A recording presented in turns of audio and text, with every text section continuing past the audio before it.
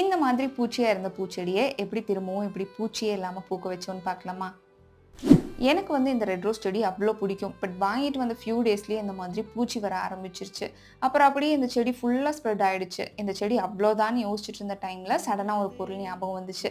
Maybe இது வந்து சரி பண்ண ஹெல்ப் பண்ணும்னு யோசித்தேன். ஸோ உடனே ஆரஞ்சோட தோல், லெமன் தோல், முட்டையோட ஓடு, வெங்காயத்தோல், பூண்டு தோல் இதெல்லாம் நல்லா வெயிலில் காய வச்சு பொடி பண்ணி செடியில் போட்டு விட்டுட்டோம். ஸோ இந்த பொடி போடுறதுக்கு முன்னாடி பூச்சி எஃபெக்ட் ஆன பூ, இலை எல்லாமே முன்னாடியே கட் பண்ணியாச்சு. இப்போ இலையை லைட்டாக தண்ணி வச்சு தொடச்சி விட்டுட்டேன். ஸோ ஒரு 1 வீக் அப்புறம் புது இலை, மொட்டை எல்லாம் வர ஆரம்பிச்சிருச்சு. இதை பார்த்து ஹாப்பியானாலும் எனக்கு ஒரு பயம். பூச்சி வந்துடுச்சுன்னா? பட் பூவெல்லாம் நல்லா பூத்துச்சு. ஒரு 2 to 3 டேஸ் செடியிலேயே பூவை விட்டு வச்சிருந்தேன். பட் பூச்சி வரல. ஸோ இதை ட்ரை பண்ணி ஒரு 3 months கிட்ட ஆச்சு. பட் இப்போ வரைக்குமே செடியில் பூச்சி இல்லாமல் ஹெல்த்தியாக பூ கொடுக்குது.